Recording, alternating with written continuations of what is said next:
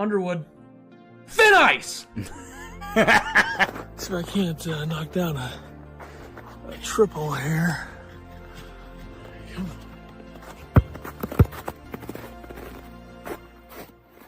Woo, okay.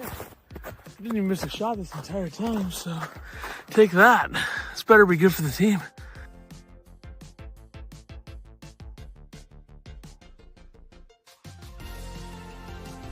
Oh, I thought for sure. there it is. Boom! Yes!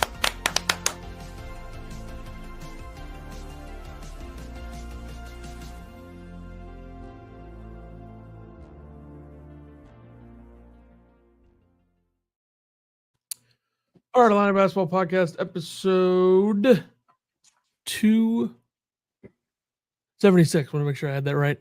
November 10th, 2025, Monday, pre-evening, post-afternoon, in between type time, 4 o'clock. I don't know. Sure. Illinois coming off a win. Unsurprisingly, a Friday night win over a coach that apparently Brad can't beat or has only beaten once. So there you go. Yeah. Never beaten that I know of. Yeah.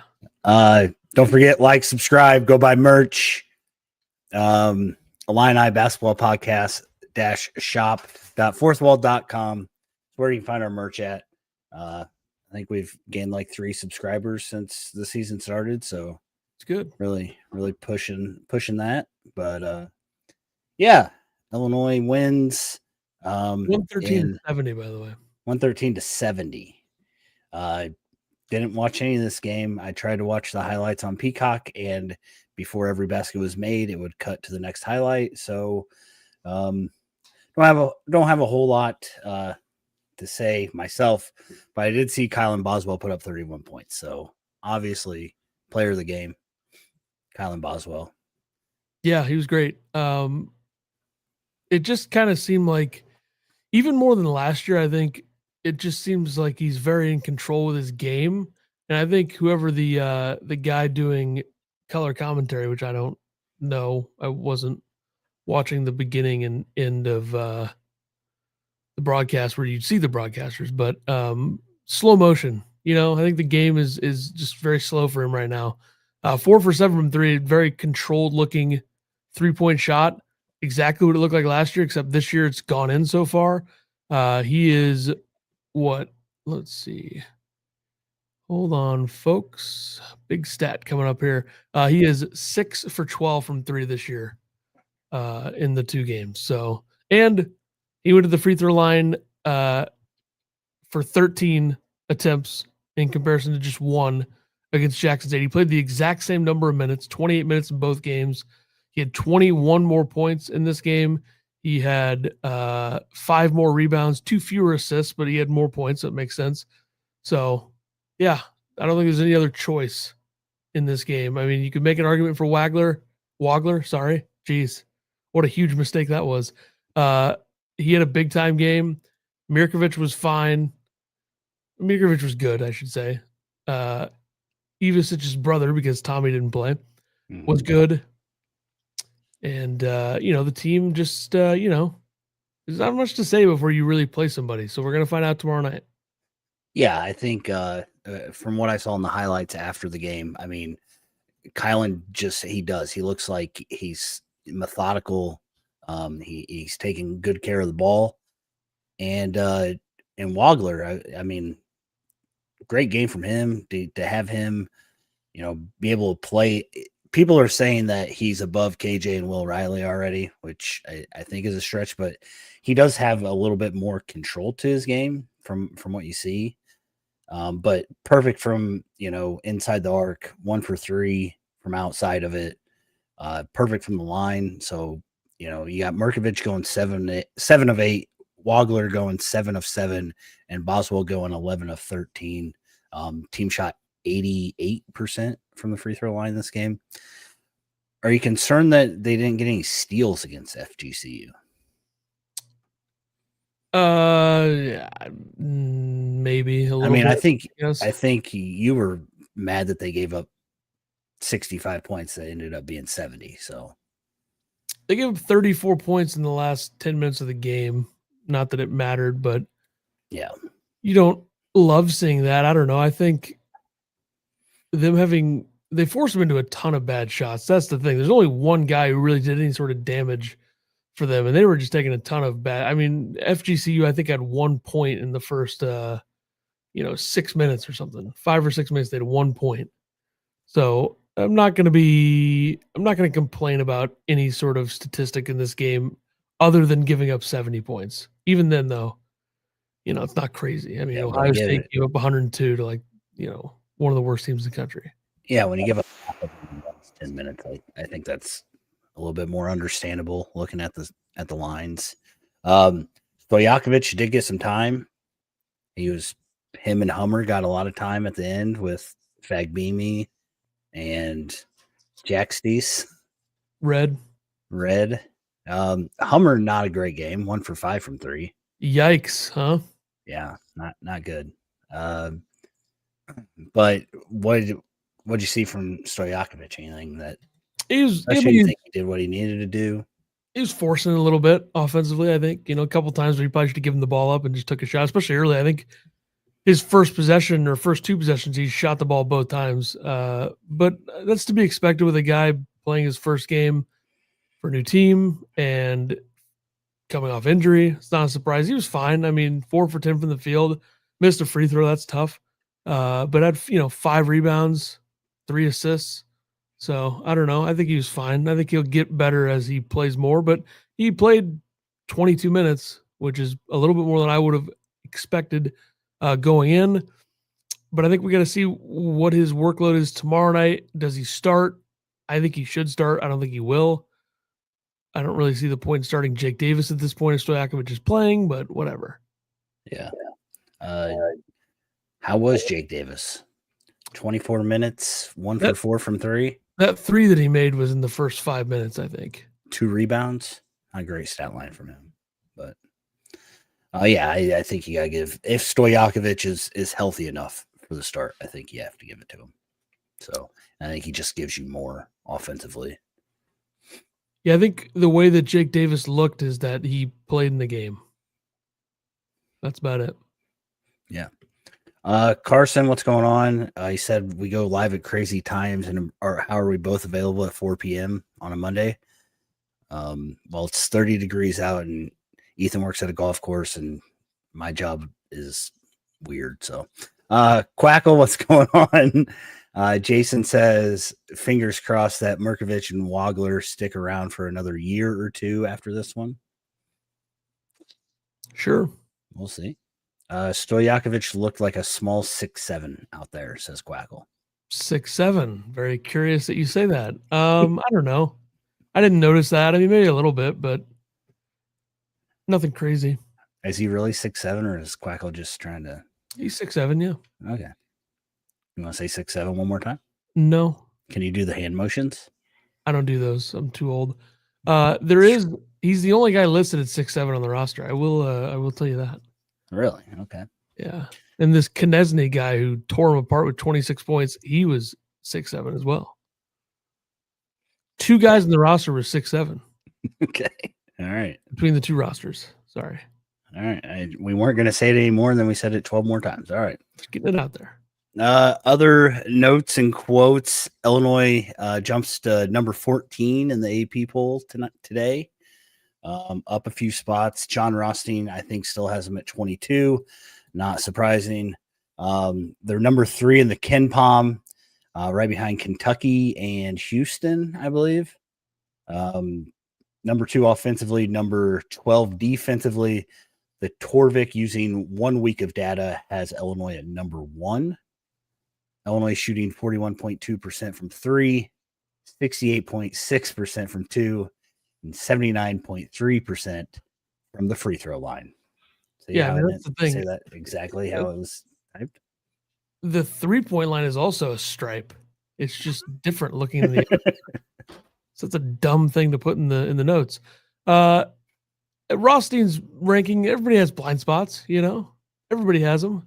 So all he does is watch college basketball, and he like doesn't actually watch games because he's got 12 of them on at a time. But I think the most egregious thing in the AP poll from the brief thing that I looked at is like Purdue dropping to 2. Like for what? yeah, They didn't have TKR, right? I know they didn't have him the first game. I don't know if they had him against Oakland. I think Kevin Sweeney tweeted at one point, Houston jumped to number 1. Houston didn't cover the spread in either one of their games. I mean, it's not like they were overly impressive.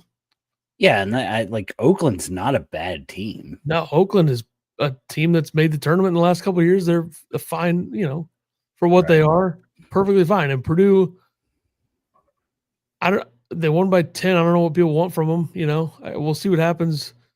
The rest of, they got a big week or a big game Thursday against Alabama. But yeah, I don't get why are we dropping Purdue for winning by double digits in both games without TKR? I don't know. TKR, yeah, that's huge. TKR did not play in either game. So he's their second best player, right? Yeah, absolutely. It's weird. I don't know. It's weird that they would do that, but we've known over the years that these people don't watch basketball. It's fine. It's true. David Mirkovic was the Big Ten Freshman of the Week. Deservingly, obviously. Brad in the post game said about Tommy, quote, thankful it's not season ending. So he's totally gaslighting all of us, by the way. That seems really positive. People that were there said it didn't look like Tommy was even walking with a limp. So who knows? And then he also praised Pat Chambers, probably because it's the first time he beat him, about FGCU coming in and playing with an edge. He basically took a shot at Jackson State and said that they didn't play with any bite, and said that FGCU did. So he was happy that to play a team that did that before Texas Tech. Brad, today is Monday, right? Media availability. He said, quote, Tommy's obviously out.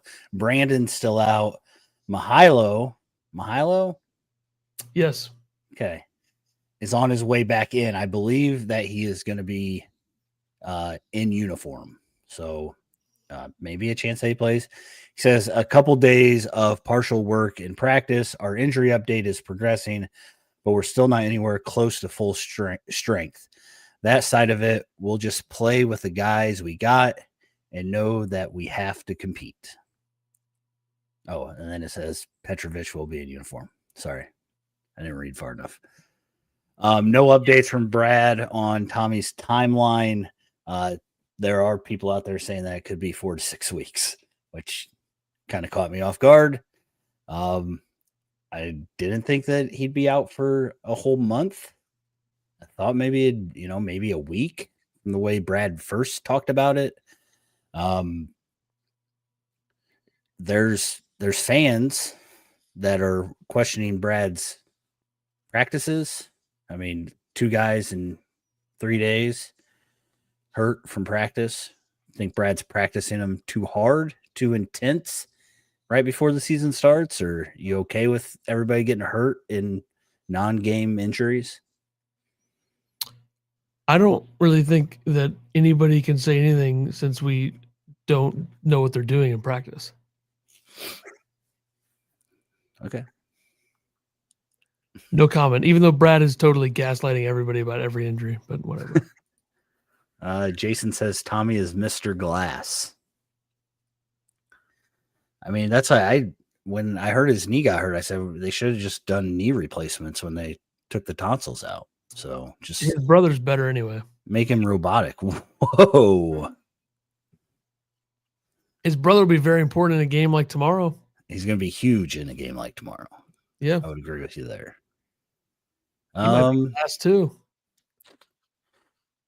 All right. Let's talk about Texas Tech, I guess. Did I miss the stat of the week? Where did he put the stat of the week this week? One of the worst, it's down here. Okay. One of the worst Texas Tech breakdowns I've ever seen, by the way. I thought you were supposed to do this. Somebody put the date wrong. Who has time, really? You know, who has time? Nobody was golfing today. I was doing other stuff. All right. 11. Yeah, go ahead. Illinois, Texas Tech tomorrow night, 10 o'clock Central. Nope, sorry, 7:30. Oh, is it 7:30? Jeez, I messed this whole banner up. 7:30. Holy cow. FS1. Get that right? I do have that right. Texas Tech. It's a good effort. Illinois, year 2 for Grant McCasland at Texas Tech. Went to the Elite Eight last year. Apparently, they had the program's most wins in Big 12 play, which Big 12's weak. Who cares? Baylor sucks now. JT Toppin is back. JT Toppin is my National Player of the Year pick going into the year, and he had 31, 14, and 4 against Sam Houston State in his season debut. He missed the first game, so I think that'll work. He had a block and 3 steals too, by the way. Very important player. I mean, this is a guy who in the NCAA tournament last year he had 25 and 12 against Drake, 22 and 10 against Arkansas, 20 and 11 with 6 offensive rebounds against Florida. Not afraid to be the guy who takes a lot of shots. He can make threes. He went 0 for 3 against Sam Houston State, but he did go 2 for 3 last year against Florida in the tournament. It kind of seems like him from 3, though. He's either going to go 0 for 3 or he's going to make like 2. You're not going to see him make more than 2. This is an interesting Texas Tech team. I mean, they beat Lindenwood, who's not very good. They beat him by 38. They beat Sam Houston State, who's also not very good, by 21. Not quite as impressive as what the Illini are doing, but both teams similarly have injuries. I mean, Toppin missed the first game, played the second. They have Josiah Mosley and center Luke, a transfer from VCU, and he's their top rim protector. They missed the first 2 games, so we'll see what the status is with those guys. Maybe they'll be out, maybe they won't. Who knows? Starting 5 in their last game, double figures for 4 of the 5, except for Nolan Groves, a freshman, played 16 minutes at 7 points. They shot 43% from 3 against Sam Houston State. They took 43 free throws, and in their first game, they took 23. So we'll see what that number looks like. How's this game going to be officiated? Is Heine's going to be there? Probably. Seems like that. I heard that he's under investigation for gambling from a source that apparently you and Finkel think are very good. I never said that guy was good. Oh, okay. What was the starting 5? Last game was Christian Anderson, Donovan Atwell, JT Toppin, Tyree Bryan, and Nolan Groves. They played 2 guys off the bench more than 10 minutes. Yeah, Anderson has averaging 26 points a game. He had 18 and 34 in the 2 games. 11 for 23 from the field against Lindenwood. 11 assists as well. I mean, that's who Boswell's got to shut down, right? I assume. I don't know about your boy sharpshooter Donovan Atwell. Donovan Atwell's like 6'7", though. He's 6'5", and he has only taken 3s in the first 2 games, and he's got 12 threes. Yeah. Very impressive. Sure. I mean, he didn't even make 6 threes in a game last year, except for one time at UNC Greensboro. Now the first 2 games, he's got 6. I just don't know how you haven't taken a 2-point shot, but you've taken 24 threes over 2 games. That guy from Oakland a few years ago, Golke, I think that was something he was doing. Yeah. Players to watch? Oh, players to watch, yeah. I'm going to go with Big Z for Illinois. With Tommy out, I assume Big Z is getting the start. He had 7 blocks. I don't think we talked about that. He had 7 blocks against FGCU. Brad praised him for not just taking threes and doing some other things. So Big Z's going to have to step up in this game, I believe. And then, as you already mentioned, I'm going with Donovan Atwell. Guy just shoots nothing but threes. He's shooting 50%. Had 22 against Lindenwood, 19 against Sam Houston. He has 3 steals over the last 2 games. So those are my guys to watch out. Yeah, for Illinois, I'm going David Mirkovic, who I think I'm very interested to see him more than anybody else against better competition. Be very curious to see what he looks like in a game like that. And then JT Toppin is the guy you got to stop or slow down for Texas Tech. I don't know what the plan is going to be there. He's obviously the guy who is essentially playing the 5. Yeah. So Zvonimir, get ready for that, I guess. And also, Humrickhouse at the 5. I some of that. I think it'll be interesting to see Illinois' defense against this. I mean, are they going to help with Toppin, or are they just going to let Toppin get his so you don't leave Anderson and Atwell, wide open shooting threes? They're both shooting over 50% from 3. So we'll see exactly what kind of defense Cam Crocker brings against this team. And if it doesn't work out, it's Tyler Underwood's fault. He only does offense. Doesn't matter. Predictions. I'm going Illinois wins. Big Hummer hits a 3 to win the game, 82-79. That will not happen. I'm going Illinois 88, Texas Tech 80. I think Illinois could score 100 in this game. I wouldn't be surprised. Really? But I'll be Texas Tech conservative doesn't and 80. Defense? I don't know if it's that they don't play defense. It's just I think it's weird that they that they gave up 77 points to Sam Houston State. I don't know. Seems weird. Yeah. Ken Pom has the game 85-79.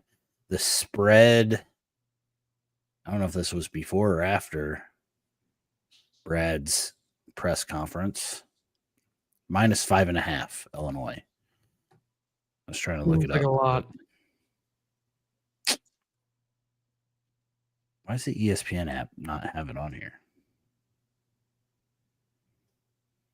Anyways, if anybody knows what the spread is now, start at 9.5. Oh, thank you, producer. Could have put that in before. Apparently, it started at 9.5. It has moved to 5.5, which is crazy. Illinois was almost a 10-point favorite. Before I assume just Tommy. That's because it didn't move because of Brandon Lee. Petrovic hasn't even played. He's a stud though. He's MVP. 77% of the money is on Texas Tech to cover. So fade the public as usual. 60% of the money is on Illinois to win. The over/under is set at 162.5.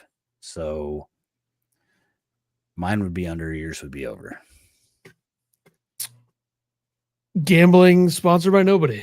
So there you go. If you want to sponsor us, Underdog Sports or something, we could do that. Sure. Stat of the week. It was something about Morez Johnson, but it apparently got changed to Ken Pom. Home court advantage scale ranks Illinois 118th in the country. Will the Orange Crush show up tomorrow? I think they'll do the thing where it's like, oh my God, this place is insane. And then Texas Tech goes up 5 early in the second half, and it's just dead after that. We've seen this before. I mean, 118th is embarrassing, right? It should be 300th. 100 of those schools of the 300 whatever have like high school gyms that they're in. It's just pathetic. True. All right, around the Big Ten we go. Indiana, wagon. Beat Marquette, neutral floor yesterday. Big time scoring from the Hoosiers. Big time. DeVries was popping off. That's all I know. DeVries was popping off is all I know. Yep, he had... you can't say Wagler, right? It's Wagler. He had 27. Lamar Wilkerson had 23. Sam Houston State transfer. I think they probably would have beaten Texas Tech if he stayed at Sam Houston State. Guy scores points. He's 10 for 20 from 3. Lamar Wilkerson. So Boswell better get ready for that. Well, it probably won't be Boswell, probably Mirkovic.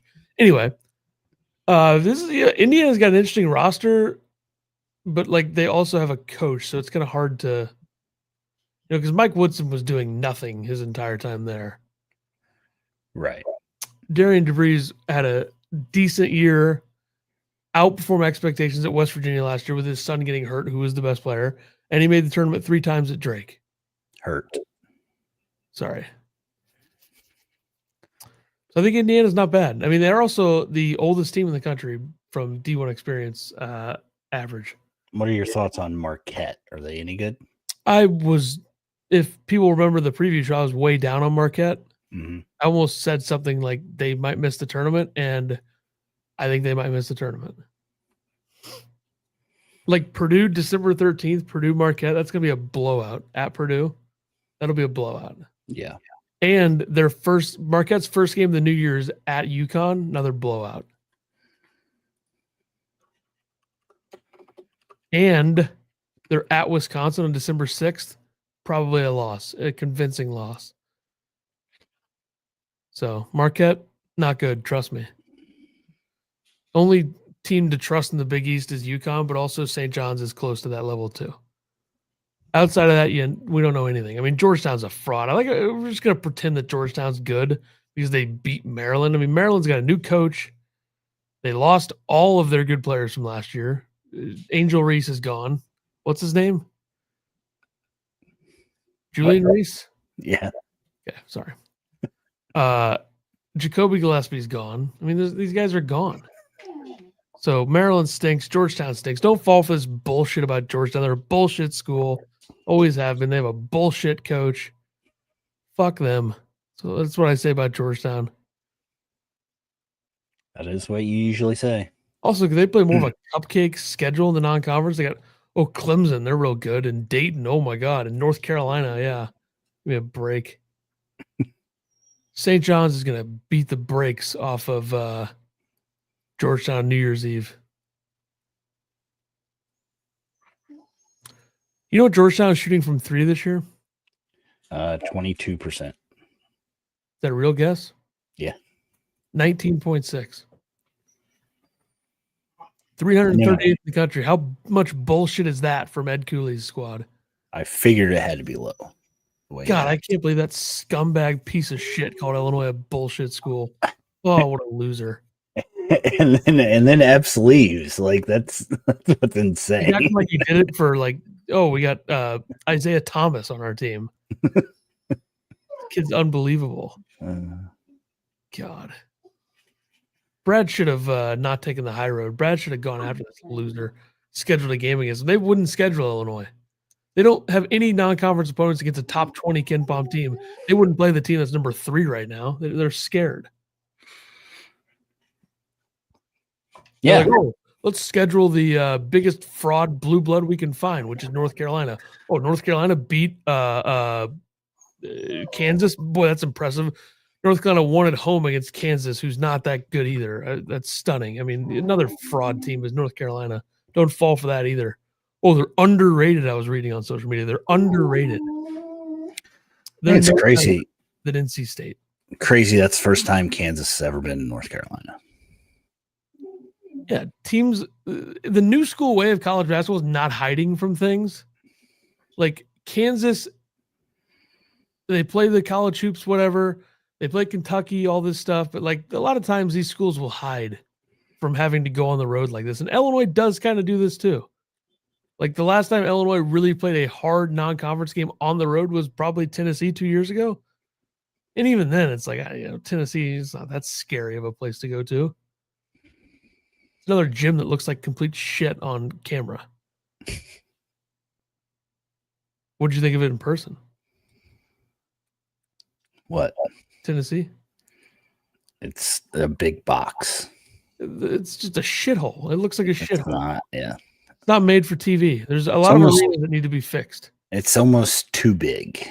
These arenas that have like the setup to where the camera has to be real high, that only works at Duke because we all know that that's what it is. Other places though, get that fixed. There's so many SEC schools that have the cameras so far up there where it just looks like a ridiculous angle.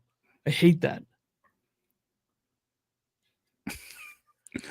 Producer throwing shots at you there. I don't know. Around the Big Ten, Purdue dropped to number 2 after. Yeah, I could not see. You're right, Finkel. No TKR. UCLA drops 3 spots to 15 after lackluster first week. I think the interesting thing from the producer here is that this entire show, throughout its entire run, we've said how many times we don't give a fuck about the AP poll, and all of his Big Ten notes are about who moved where in the AP poll. It's just ridiculous. Michigan State beats Arkansas at the Breslin Center, jumps 5 spots to number 17. UCLA, Northwestern, and Rutgers are all in action tonight. I'm sure a lot of people are going to be watching that. Who they play? UCLA plays the juggernaut West Georgia squad. Nice. Northwestern goes toe-to-toe with the lean, mean Cleveland State team. And, of course, Rutgers is playing a powerhouse. This is a tough game for Rutgers against Maine with Cooper Flagg's brother, Ace Flagg, the freshman. 18 points through 2 games so far this year. Wait, he has a brother? Ace Flagg, they're twins. Oh. I think Cooper Flaggg reclassed because his brother stayed, and this is his freshman year. He's from Newport, Maine. I know a lot of cities in Maine. You want to hear them? No. Okay. Jade Epps plays Iowa State tonight. Who's Jade Epps play for again? Mississippi State. Some of these SEC schools love to get these undersized guards who suck. He's following in RJ's footsteps. The grass is not always greener from Illinois. Really, that's been the case with just about everybody, except for Pajemski. I can't think of it. RJ Clark's doing okay. I mean, he's a fucking loser. He made up an excuse to leave Illinois is essentially how I see it. I mean, RJ was irrelevant after leaving completely. Brandon Lieb, irrelevant. He was very relevant in Illinois, if you remember. But no, it's just, grass isn't always greener. And you wonder why Brad wants European players. These American losers who are soft and can't handle coaching. Okay, all right. You know who does a great job in college basketball coaching is Dan Hurley. I don't know if Dan Hurley's talked about enough as just a ridiculous personality in the sport that we need to take more advantage of. They were absolutely embarrassing UMass. I haven't seen a beatdown like this. If you look at the Q1, Q2, Q3, Q4, which is pretty much 10-minute segments on KenPom, 35-2 was the score against UMass in the first 10 minutes. They were up, I believe, 44-3 at one point. I mean, just a ridiculous beatdown. And Dan Hurley is remember when Brad Underwood, all those fucking pussies on the internet went after Brad Underwood for that against Northwestern a few years ago? God, I don't understand why anybody feels the need to comment on stuff like that. It's funny. He's a coach. He's doing his job. Nobody that plays for UConn is under some sort of wild delusion that Dan Hurley isn't going to yell at them. If you're playing for Dan Hurley, you know what you're going to get. And if you don't know what you're going to get, then don't go there. So I don't know why any fans oh, what a dick. Oh, I don't know if anybody actually said this. I'm just getting it out there just in case I need to defend him. I will. Hopefully he knows that. But yeah, I think it's funny more than anything, it ties into my ability to defend Brad. People bitching about Brad. It's PC culture, right? Oh, funny buzz. Is this what you wanted, Finkel? You said that he's not ranting enough, and now we've had a rant about the SEC. I don't think Finkel's now we're back on Dan Hurley. Based on the notes that I'm seeing in front of me, I don't think he's ever listened to the show. Which is right now. Fine. He's listening right now, but he just wants to. He probably listens to you better than I listen to you. That's fine. All right.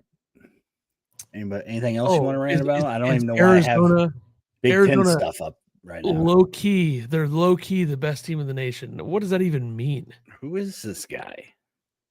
They beat Utah Tech, and then they barely beat Florida on the back of an all-time performance from a freshman. They got UCLA. They got UConn coming up. They're not if you think Arizona's winning at UConn, that's not going to happen. They play Auburn, Alabama. That's another school that I do respect. Like Arizona is not fucking around with their non-conference schedule.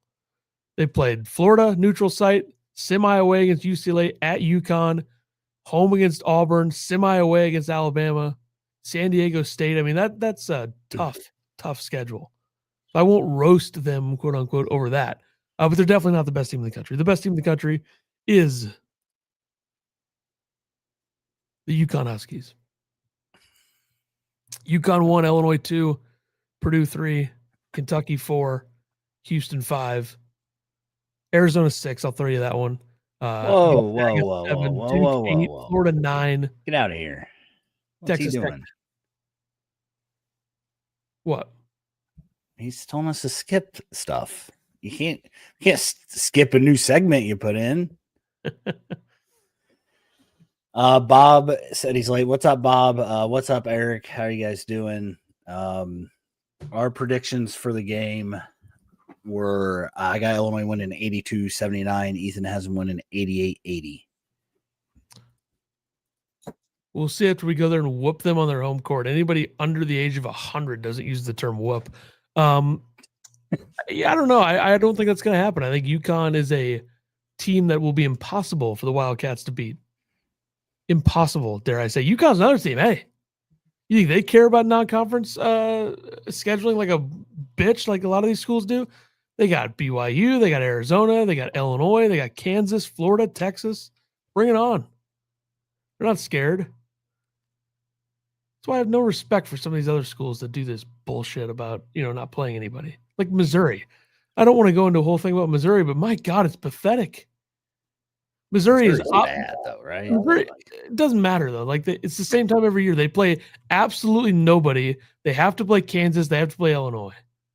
And that's it. Like, they don't play anybody outside of that every year. And then, like, it's kind of like a thing where it makes their fans think that they're good, and they're just not. In Missouri this year, I'm sure they're a fine school. I don't know. Just like the schedule. They only beat SEMO by 5 points. They play Minnesota and Notre Dame. Those are the two big non-conference games outside of the ones that they play every year.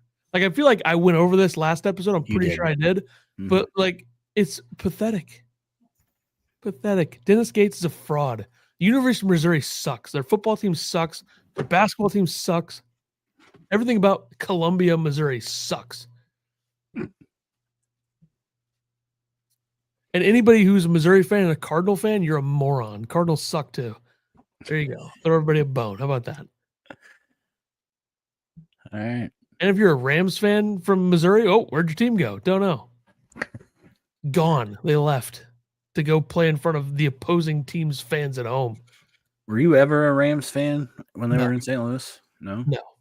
No interest in the St. Louis Rams ever, for any reason, ever. I went to a Rams game one time and rooted against them. Were they playing the Packers? No. Oh. All right. Yeah, that's right. I hate Missouri. Except for the Cardinals and Blues, who both suck, so it doesn't matter. All right.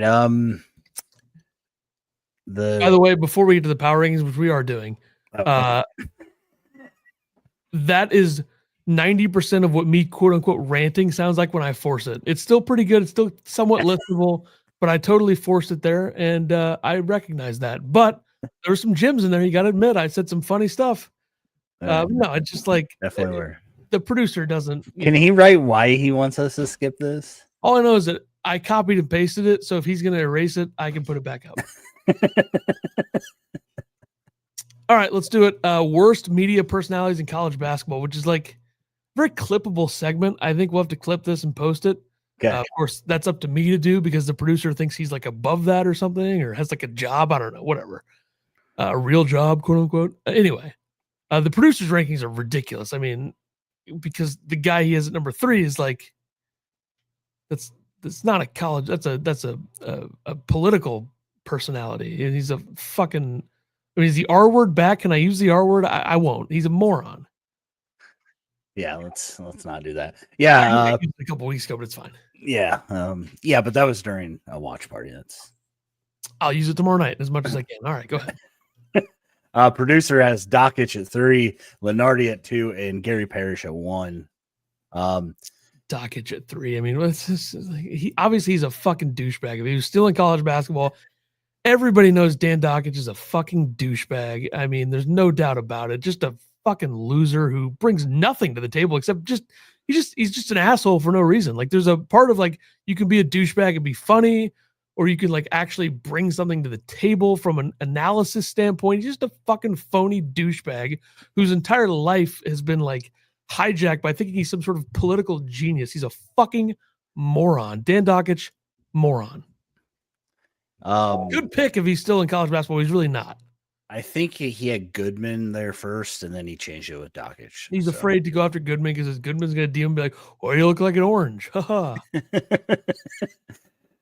My number 3 is Jay Billis. My number 2 is John Rothstein, and my number 1 is Andy Katz.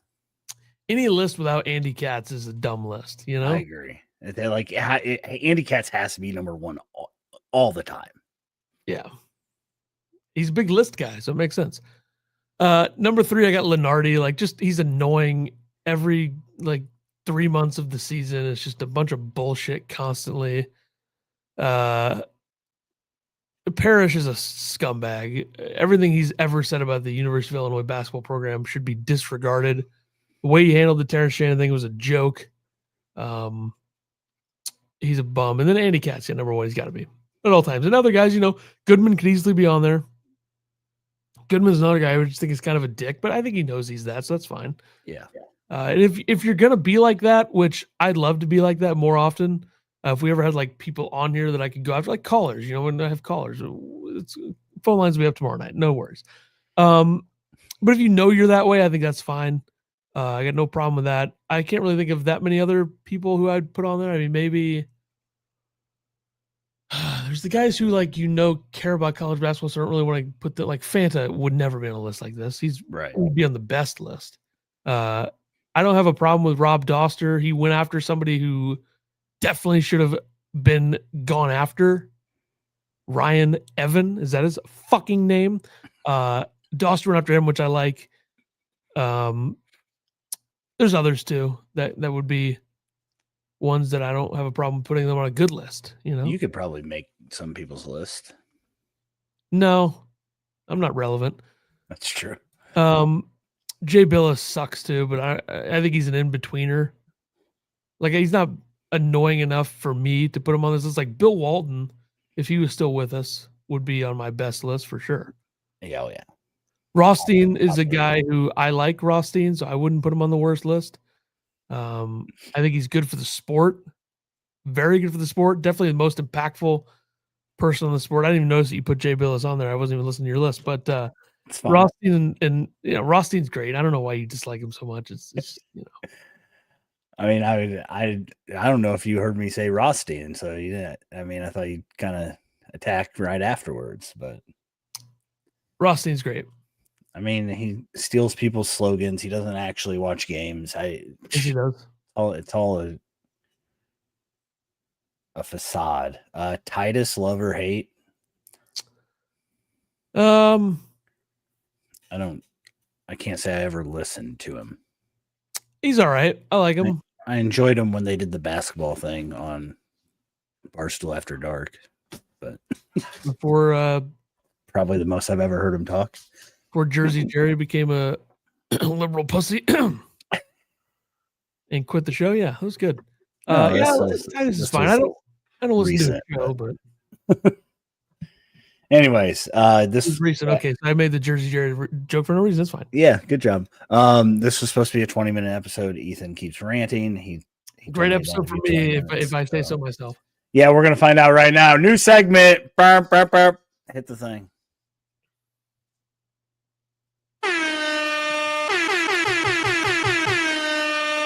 Thank you. Does Ethan know ball? It's the dumbest fucking thing we've ever done. Talk about jumping the shark. Here you go, folks. Ethan will be asked 3 questions. The producer sent them to me, and not Ethan. And if he gets one wrong, he has to do a Twitter Spaces at the conclusion of the next game, which we're going to do a watch party for the Texas Tech game, I assume, right? I'm purposely not doing a watch party Tuesday. By Tuesday tomorrow? Yeah. Yeah. Okay. So Well, how about this? We'll have the phone lines open if you I think they'll be open either way because I'm not going to answer any of these questions on purpose. And I'm also like, how's he going to, like, if I don't do a spaces, what is he going to do? You know? Okay, you ready? Sure. This is What team passed Purdue this week as having the best odds to win the NCAA tournament? I thought it was an AP poll question. I was going to leave. Kind of is. I have no answer. It kind of is. Purposely not answering the questions. Houston, I'm not answering the questions. Per Ken Palm, Illinois currently owns the third and fourth most dominant wins in college basketball this season. Who has the number one most dominant win? I don't answer the question, so I have no answer. You know the answer, though. Say it. What was the question? Who has the most dominant win in college basketball this season? UConn? Yes. Wow. I'm hot, folks. I don't think you're going to get this one. Which Big Ten player is number one in the NCAA in points per game, averaging 32 points per game after the first two games? I don't want the producer to quit, so I don't want to make a total mockery of this game. But I feel like he can take the heat, you know. So let me just real quick, let me type in what the question is again. Big Ten player points per game. Let's see here, folks. Can you repeat the question for the people at home? No. All right, fine.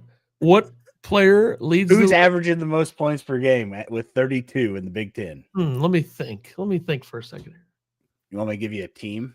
Oh, it's Bruce Thornton from Ohio State. There we go. I got it. I didn't look that up. It's the only one you didn't know. I don't see how if I get one wrong, I have to do a space. That's true. It definitely shouldn't be one. Yeah. If I get 2 of 3 wrong, which I got 2 right.